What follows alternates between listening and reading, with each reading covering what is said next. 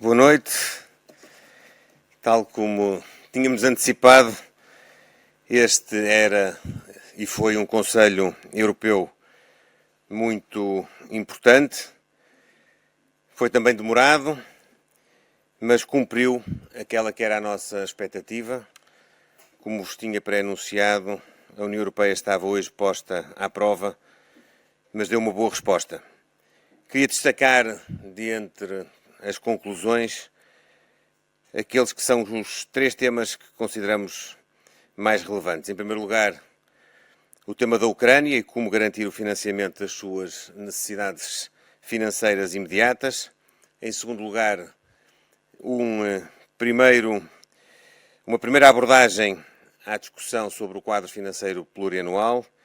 E, em terceiro lugar, dentro da discussão sobre a geoeconomia, a abordagem que fizemos por nossa iniciativa relativamente ao acordo do Mercosul. Sobre a Ucrânia, sabíamos que a discussão seria complexa, seria mesmo difícil, com muitos aspectos de natureza bem específica.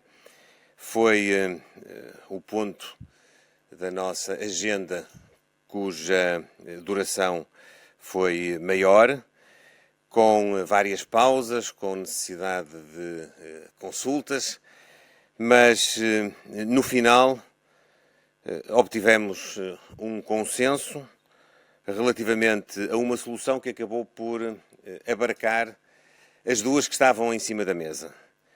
E com base naquele que foi o trabalho que a Comissão veio desenvolvendo nos últimos meses, foi decidido proceder a um empréstimo de 90 mil milhões de euros, que será financiado através de dívida comum que a União Europeia emitirá nos mercados financeiros e que será garantida pelo orçamento da União. Tudo aponta, visto que ainda não temos os detalhes da operação, mas tudo aponta que não haverá encargos financeiros para os Estados-membros.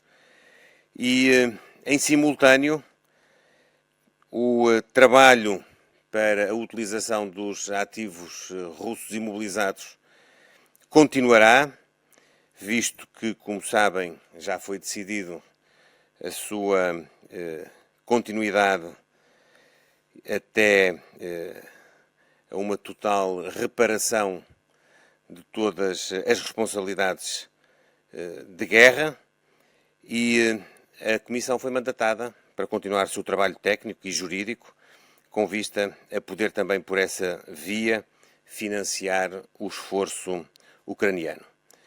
Foi, como disse, um trabalho difícil, complexo, mas o objetivo foi alcançado. Está, portanto, garantida a continuidade do apoio que é necessário para continuarmos a preservar a capacidade da Ucrânia a enfrentar a sua defesa, que é também a nossa defesa, dos nossos princípios e dos nossos valores. Um segundo tema, como referi há pouco, foi a discussão a propósito do quadro financeiro plurianual, uma discussão que teve um contexto geral de fixação da arquitetura de base e também de um calendário que se quer possa ser encerrado do ponto de vista da decisão até ao final do próximo ano, mas onde tivemos a ocasião de deixar bem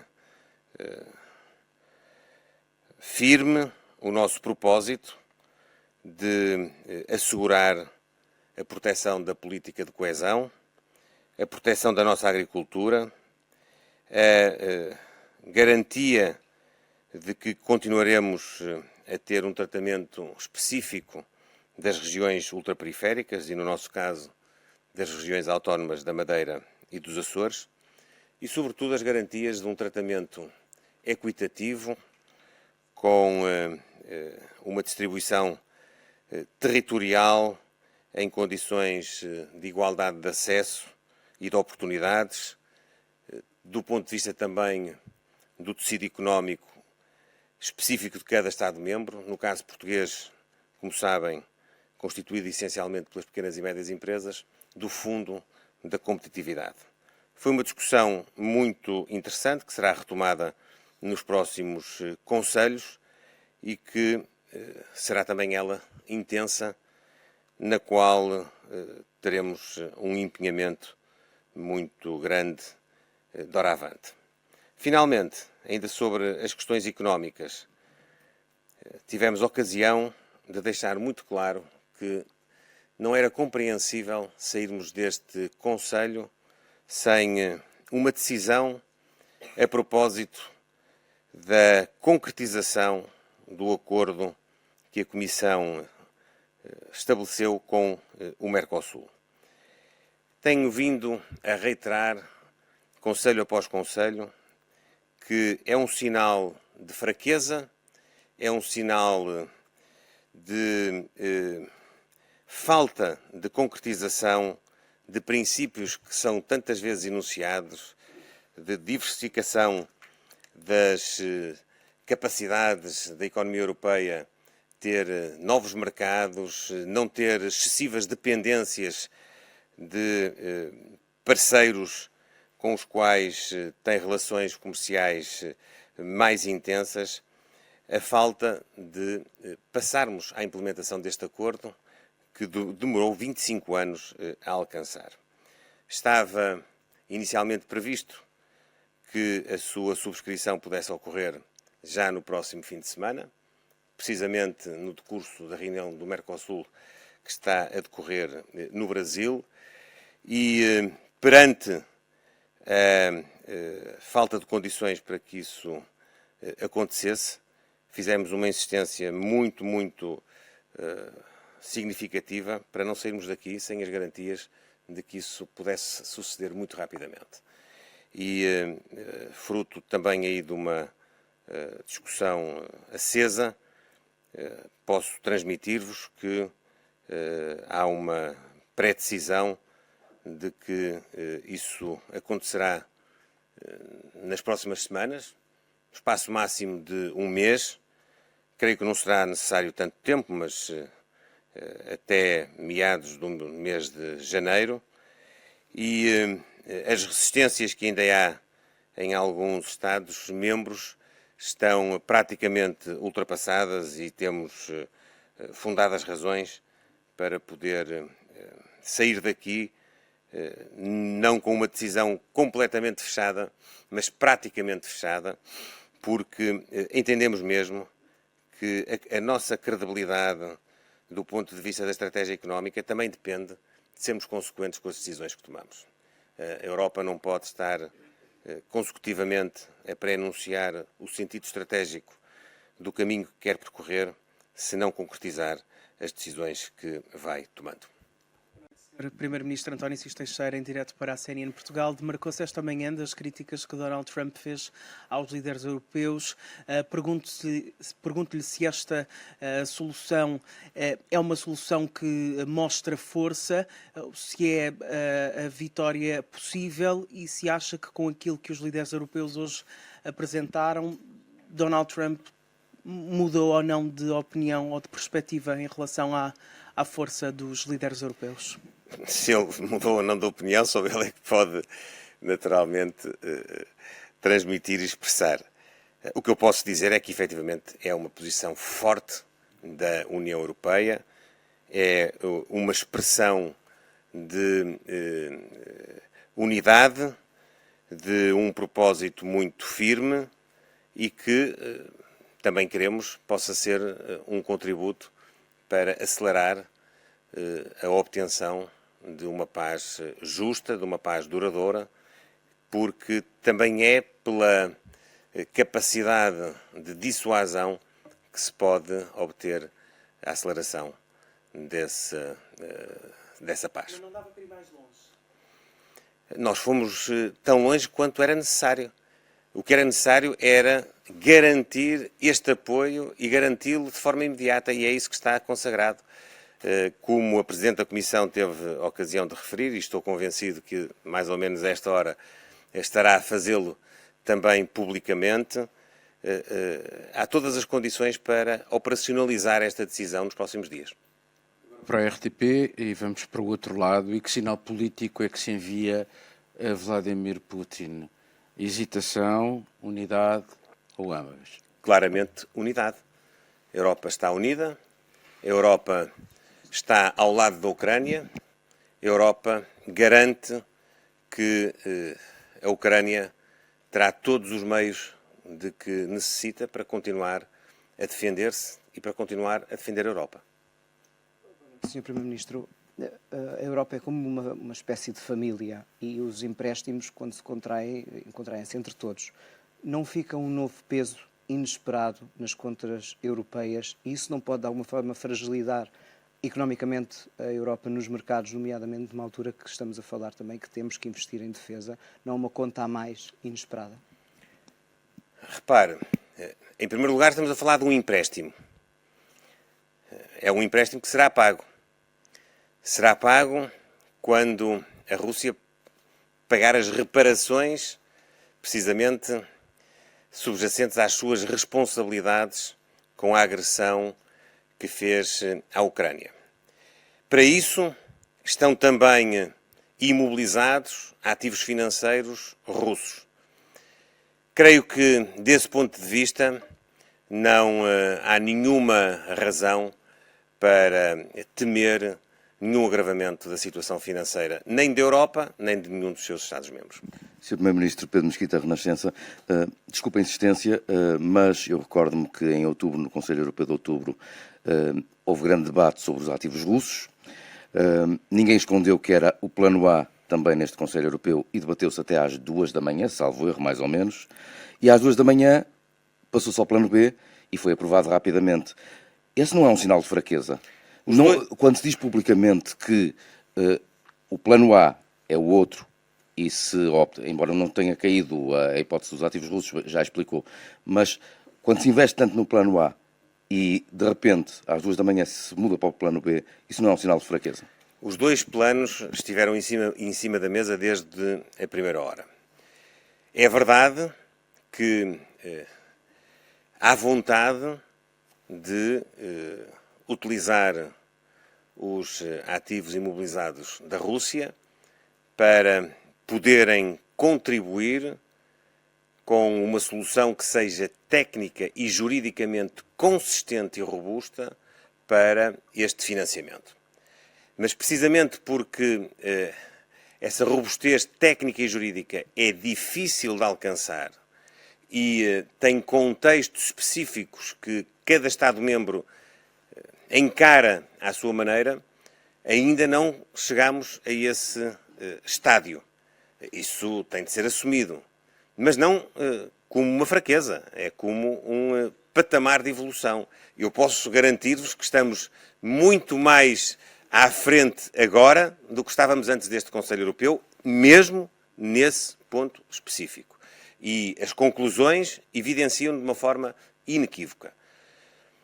Parece-me que, à medida que o tempo vai passando, nós vamos caminhando também para uma evolução muito positiva nesse instrumento. Mas é claramente o que oferece maior dificuldade do ponto de vista técnico e do ponto de vista jurídico e é natural que todos os Estados-membros, de uma forma generalizada, e alguns que têm uma exposição aos mercados financeiros maior, possam querer ter todas as suas salvaguardas para não terem nenhum tipo de consequência futura. Já agora, se me permite, não se andou a perder demasiado tempo a dizer que o Sr. Orbán nunca iria aceitar esta opção? Não é esta também uma vitória para Viktor Orbán, que já ontem dizia que os ativos russos, essa opção não estava em cima da mesa? Também pode dizer, não sei se pela primeira vez voltamos a ter a Hungria numa decisão relativa à Ucrânia, portanto esta é uma decisão a 27. E depois do ponto de vista mais técnico, estamos a falar do empréstimo a quantos anos? porque também ninguém sabe quando é que a Ucrânia vai receber este dinheiro de volta e qual é que é o impacto que isso tem em termos de pagamentos de juros, porque os mercados não ficam à espera, certamente, que a Rússia pague compensações à Ucrânia. Portanto, há aqui um custo acrescido, que sempre foi falado. Qual é que é esse custo? Qual é o custo para os portugueses? Neste momento nós não temos forma de poder apurar em concreto exatamente esse custo. O que podemos dizer é que a intenção dos Estados-membros é diminuí-lo, se não mesmo eliminá-lo. E uma das formas de o fazer é precisamente a utilização dos ativos russos imobilizados. E é nesse contexto que estamos a trabalhar para poder precisamente atingir esse objetivo. Evidentemente que nós não podemos esconder que esta solução obriga à emissão de dívida, obriga a ir aos mercados e que isso não é isento de um custo e que o prazo de pagamento não é antecipável neste momento, porque a Ucrânia pagará o empréstimo que a União Europeia lhe vai conceder quando for ressarcida precisamente da indemnização de guerra a que tem direito.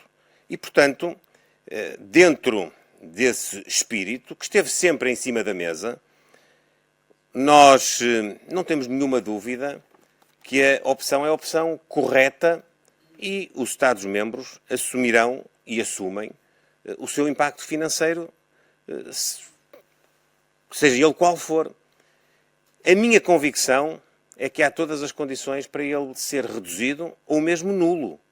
Assim, nós consigamos ter uma solução relativamente aos ativos financeiros que possa exatamente compensar o custo dos juros. Sr. Primeiro-Ministro João Francisco Guerreiro, Rádio TSF, eu gostava de lhe colocar uma questão mais sobre a percepção do Sr. Primeiro-Ministro sobre a mentalidade dentro da sala. Durante muitos anos ouvimos as discussões europeias e os debates, na hora dos debates intensos, fala-se sempre que se pretende aprovar um plano A, que é uma mentalidade muito própria daquilo que é o discurso político. E os planos B, C, D é a forma a mentalidade militar. O Sr. Primeiro-Ministro sente que na sala, entre os governos europeus, há uma mentalidade mais assertiva entre os 27? Eu sinto que é muito difícil construir decisões a 27. É mesmo muito difícil. E quanto mais complexas são essas decisões, mais dificuldade há para construí-las. Não vou deixar de lhe dizer que as decisões que hoje alcançamos foram extraordinariamente difíceis de conseguir. E que há visões diferentes de uma forma global. E há depois incidências diferentes de Estados-membros por razões geográficas, por razões políticas, por razões da constituição dos governos, por razões do calendário eleitoral. Quem não conseguir compreender a Europa à luz destas realidades, sinceramente, está a viver descontextualizado. A Europa é um projeto que está vivo, que hoje, do meu ponto de vista, se fortaleceu, mas que é muito desafiante e que, naturalmente, está a enfrentar decisões que, como eu hoje disse antes de entrar na sala, a põem à prova e à sua capacidade de se manter com coesão, com unidade. Felizmente, nós conseguimos superar este momento, mas vamos continuar a ter, nos próximos meses, momentos desta envergadura e, por que não dizê-lo, com esta tensão. porque o nível das decisões, o impacto que elas têm, a forma como é necessário explicar as decisões às opiniões públicas, que não pensam todas da mesma maneira, que não têm as mesmas pressões, que têm realidades diferentes, é de facto uma circunstância que não pode deixar de nos colocar perante um desafio que é gigante. Mas, francamente, também é aqui que nós podemos fazer a diferença e é para isso que aqui estamos. Muito obrigado.